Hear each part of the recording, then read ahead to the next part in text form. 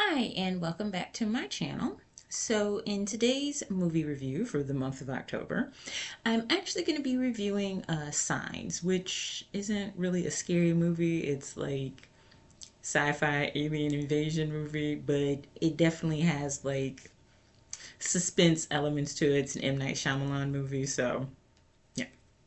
And it's actually, now that I think about it, like one of my favorite kind of like alien invasion movies out there. I really enjoyed it. So, overview of the movie, it's aliens come to Earth. The main character, Graham, played by Mel Gibson, is a former minister. He's a widower, and his brother is played by Joaquin Phoenix, Merrill, and he's moved in to help him with his kids.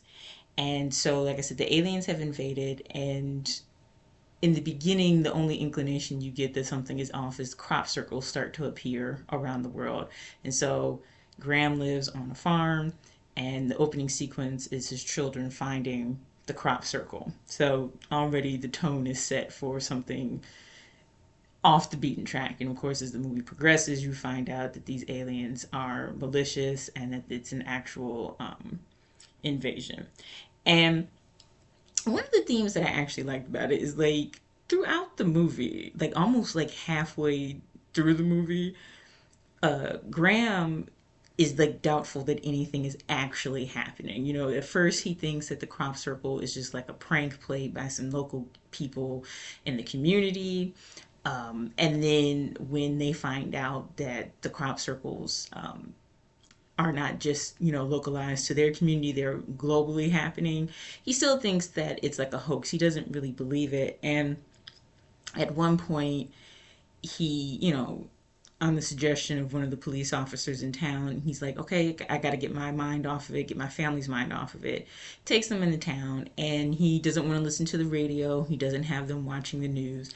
And finally, he's out there like in his crop circle, and he sees a glimpse of one of the aliens, and then that's finally what gets him to like lock in, and he's like, okay, it's time to turn back on the news.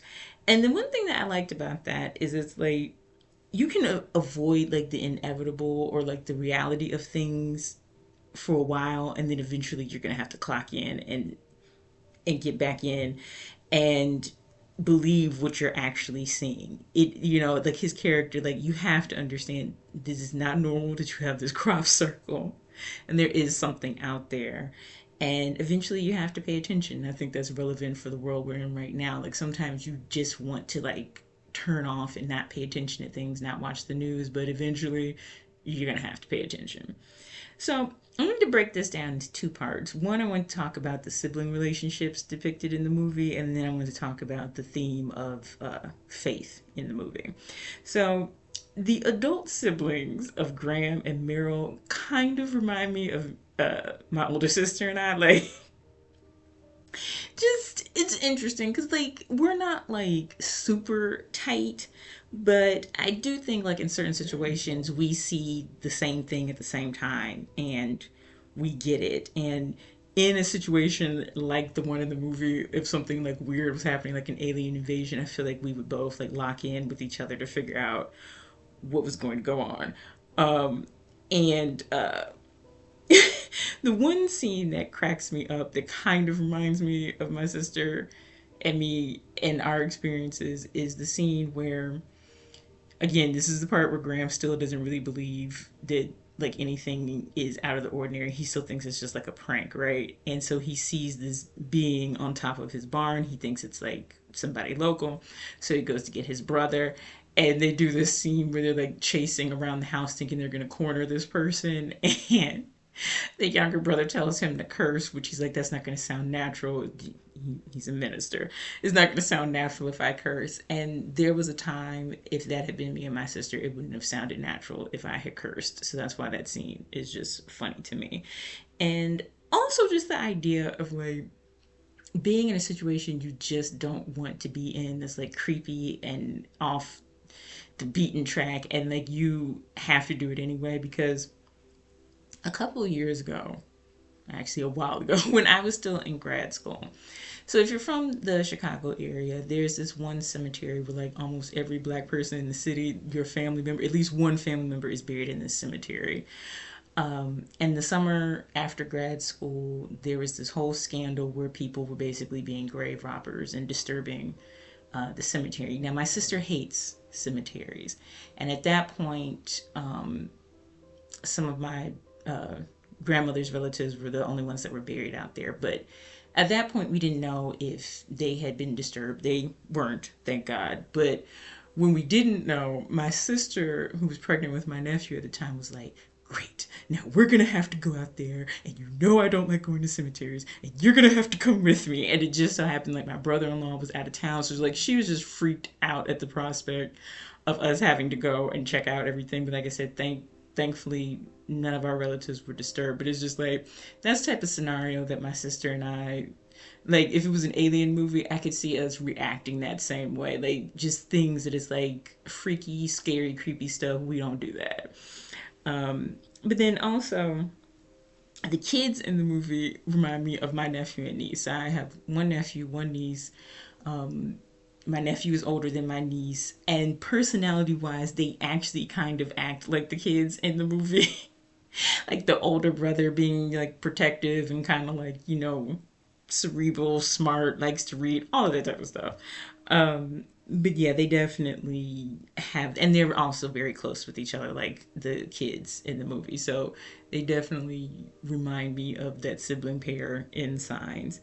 And I would just like to think that if, it was like an end of the world scenario and it was my sister and I, that we would try and do our best to, protect my nephew and niece. And it would probably play out pretty similar to the way it played out in the movie. But okay, on to the whole faith theme that is throughout the movie. So the Graham's character is a former minister at this point. So 6 months prior to the setting of the movie, his he's lost his wife in this really bad car accident. And he has also lost his faith, so he's not a practicing minister anymore. And so the theme throughout the movie is he has experienced this loss of faith, but it's like the people around him haven't, and it's like they still view him through that lens of the minister or the person that he used to be, and they still treat him that way. From like the people in the community, they still refer to him as father. He's an Episcopalian priest, but they still refer to him as father, even though he's not a practicing priest anymore. When he goes to like the pharmacy, the girl that works in the pharmacy still wants to like confess like all her sins to him because she thinks it's the end of the world. And even like the scene where him and his brother are like looking at the TV, and his brother's a little freaked out, and he just wants Graham gives his brother like an explanation, like two different explanations for what's happening. Like it could either be a miracle or it could be something bad and like nobody's coming to save us or rescue us. And also it kind of reminds me just a little bit of Nope, which is another alien movie with a sibling duo, with that whole concept of what's a bad miracle, that it kind of gives those vibes when they're looking at like because after the crop circles appear in the movie, lights appear in the sky, and it kind of gives that, what's a bad miracle vibe to me. Anyway, but yeah, just, and his younger brother Muriel says, can't you pretend to be like you used to be? Like, not only has he lost his faith rather, but you can feel like the loss in all the people around him because they relied on him and his faith, for themselves as well. And it kind of comes to a head in what I would call like the Last Supper scene, where basically they decided to like, stay at their house and like wait it out when it's clear that there's going to be an invasion. And the dad is like, we should all eat whatever we want to eat, right? And so they're getting ready to have this dinner, and the little boy is like, should we say a prayer? And he says, no, we're not wasting any more time on prayer. And he basically has like this meltdown where you can really see how much losing his wife has affected him and his belief in God. And they have this moment where everybody kind of like hugs each other, and it's funny because his kids are hugging him, and then he like drags his younger brother into the hug. But it's just like, again, that's like kind of like the breaking point where you see how much everything has affected him. And then I really like the scene when, okay, so have barricaded themselves in the house, but the aliens still managed to get in. So now they're like hiding out in their basement. And in their haste to get down to their basement, the oldest child, the boy, has asthma. They have forgotten his asthma medicine, and he is now having an asthma attack. And Graham starts talking to God. It's obvious that he's talking to God, and he's very angry, and he's basically like saying, like, don't do this to me again. And he tells God that he hates him. And there's just something so relatable about that, where even when you say you don't believe in God, or your faith is like tested, you still would talk to him. It's like, it's not, because it's like, it's a weird thing. It's not exactly the same as somebody who would say like they're agnostic or atheist. When you're a person that's just, you have been a believer and you're just really struggling, even in those moments where you have serious doubt, you still think that somebody is up there listening to you, even when you're talking in anger, like his character. So it's such an interesting thing, because up until this point, you're kind of assuming that he's just stopped believing in God altogether, and that's not what it was. He was angry at God. And then when he's trying to like get his son through his asthma attack, kind of like trying to talk him down and get his breathing regulated, the way he's talking almost sounds like a prayer in and of itself. And you can see like his younger brother kind of like taking it in as a prayer and like using that to help him get through the night as well. And then in the morning, Meryl basically lets him know, you're everything I want to be, everything, about you, the type of man that you are, and to see you the way you were last night, basically in his moment of anger. He's like, I don't want to see that again, and it's a very sobering moment for Graham's character. And then the way that it ends is that, like I said, the little boy has had an asthma attack, and we find out at this point in the movie that the aliens came here to actually harvest human beings, not take over the planet. And the way that they were doing it was they were releasing a poison, and you find out, however, that there is a way, because they leave almost immediately, to defeat them. And then, of course, if you've seen the movie, you realize all the context clues as to what defeats them. It ends up being water, and the little girl has left glasses of water all around the house. And so the younger brother, Meryl, is able to defeat this alien that has gotten in their house. But the point is that the alien is holding the little boy, and when he knows he's about to be attacked, he releases the poison. But because the little boy's lungs were closed because he has asthma, he doesn't actually take the poison in, so they're able to give him his EpiPen, and he's all right. And the thing that I find interesting about that is, while they're waiting to see if everything's going to work, if the EpiPen's going to work and he's going to be okay, the father, Graham, is saying it can't be luck. His lungs were closed, it can't be luck. And then when the little boy wakes up out of, his attack, he said, did somebody save me? And Graham says, yeah, I think somebody did. And so it's very clear now at this point that Graham feels that there are no coincidences, that his child wouldn't have had asthma if it wasn't for this very specific reason in this very specific moment in which his asthma actually saved him. And then, like I said, going back to the fact that the little girl had been leaving these half-drunk glasses of water, and they were just conveniently there to defeat this alien. And then there's flashbacks throughout the movie of his wife before passing telling him all these things that he thought was just like her brain firing before she died. But one of them was to tell the younger brother to swing away because he used to be a baseball player. And he uses this bat that he had from like a record that he had won.